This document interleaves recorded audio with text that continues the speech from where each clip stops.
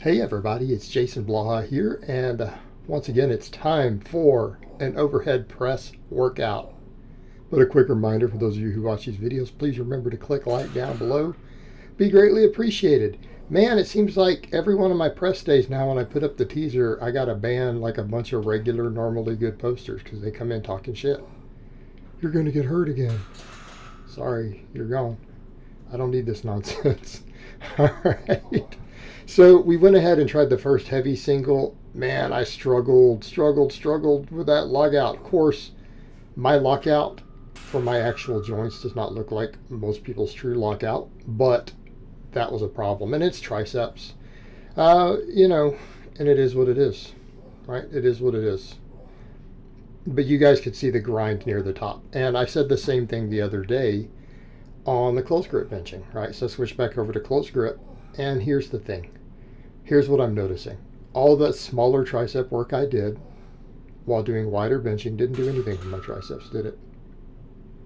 My triceps were strongest when I did JM presses, close grip benching, all that. So that's what we're going to go back to and work on close grip. So in the name of that, towards the end, we're going to work on JM presses again. Got to build those back up because I've found that there's a big correlation there. And that and just close grip stuff with chains and everything else, which will be a lot of my supplemental work while running the 5-3-1.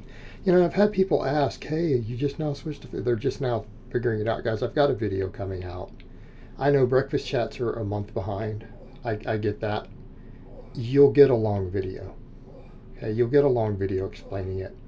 It has nothing to do with conjugate not working. It has nothing to do with my clients not being on conjugate.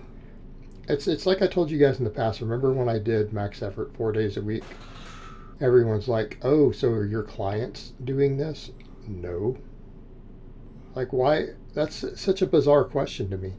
When I promote certain types of training and say, hey, my clients do a certain thing and this is what I do with most of my lifters, and then I deviate from that with my own training sometimes, it just seems really strange to me that people would assume that my clients are doing that. Right? That's just weird. I don't get it. I don't get the chain of logic, especially considering I tend to have at least a client vlog a lot lately, right? A lot of, before we had Mikey, now I've got Emma's vlogs. Well, what do they do? So if you see my client vlogs, you know that there seems to be a bias in my coaching towards 4-day conjugate max effort, dynamic effort rotations. Thus far, let me put it this way, thus far, have you seen any of my clients do anything else? Some people have found Antonio's vlog. Some people have found Robbie's vlog. These people all have vlogs. These are clients of mine. Every single one of my clients who has a vlog on my channel or on their own page, because some of them don't list it as my clients, but they upload all their workouts to YouTube. I have several who do that, and some people have found some of them. They're like, oh, these are your clients. Like, yep. You're going to see a trend there. So I don't really get those questions. It doesn't make a lot of sense to me. Do I have some clients running 5-3-1? Yes. Do I have some clients who run linear? Yes. What's left? 70% of my clients are running conjugate MEDE. Like 7 out of 10. Well, roughly, because I have 27 at the moment, so I need to get an exact head count. But let's get back over to my training today. So triceps need work. I decided we would just do the 5x10 of press, and I'm alternating it with chins. Just body weight chin, sets of 10. And I didn't do extra bicep work today. People will find out why coming up. But I need to do a max deadlift this week. And I don't mean a training max. I don't want to walk in with my biceps extra fatigued. Probably not wise. So I skipped bicep work today. We just did chins, and that was plenty of bicep work.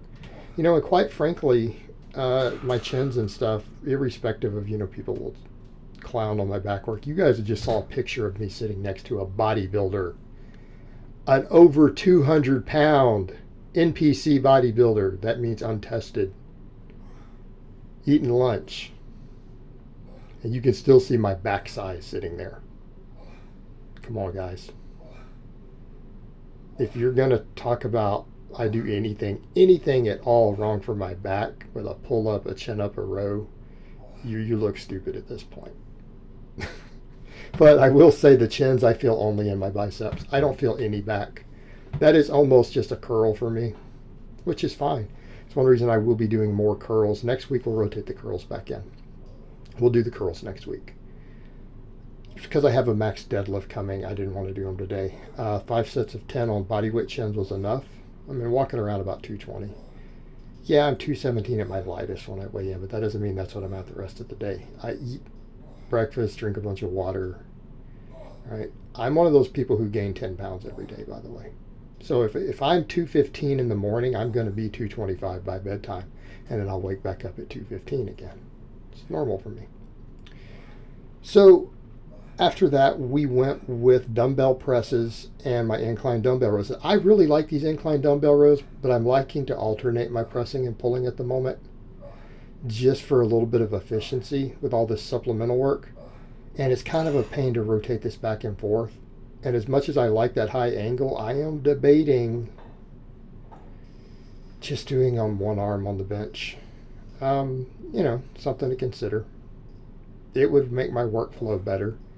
I don't know that there's much difference, realistically, from a development perspective. Now, some people are going to say, well, Jason, what happened to the upright rows? Well, I like upright rows. But realistically, what's going to do more for my upper back right now? Probably those sort of rows. I do need to keep all that growing, and I like the upright rows. I may work them back in, did them for a couple workouts. Nice, good shoulder work. But I think a lot of rows, like dumbbell rowing, combined with the overhead pressing, I think we're good for shoulder development. Now, anyone who's arguing that has not looked at the research very close. Rows actually do work your side delts. Unless we want to ignore EMG, okay? Now, if we want to ignore all the EMG data completely, which we could make the point EMG is not the best thing in the world, but rowing tends to hit the side delts really, really hard. I think they're getting plenty of work with that. And like I said, I could always work some back in. I feel like my lats are getting too big. We could work some of those in. But in that case, it would almost be like, wouldn't I want to just replace chins with it? I don't think I can afford that for my biceps. I feel like I need the chins and pull-ups. On these, though, I stopped at 4 sets of each because, again, that fatigue is accumulating. And we're getting pretty deep into supplemental work at this point, because this puts me at 9 supplemental press sets. 9 for pulling, because we did 5 sets of chins and then 4 sets of these. It's a lot of work. I was planning on doing 5 and 5, but I started getting there and realized this fatigue is just accumulating. Okay, and I got a max deadlift. Got to know when to quit. So I decided to finish up after these with tricep work, JM presses. Now, this is all tricep work, by the way. Is a flat dumbbell press is a good tricep exercise. You can argue all you want that it's not. You can try to argue that it's a half set. I don't think that it is. I think it's very similar to a closed grip bench. In fact, I think the flat dumbbell press is a phenomenal closed grip bench accessory.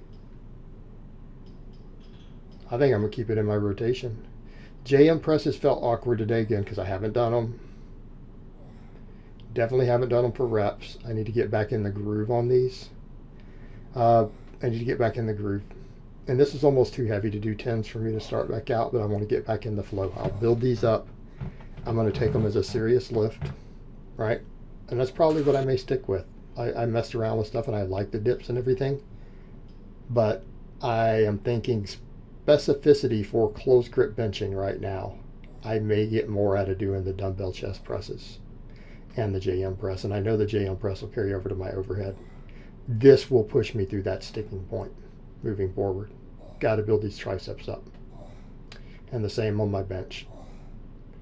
All right, guys, but that's really all I have to say on that today. I hope it's been informative, and I will talk to you guys next time.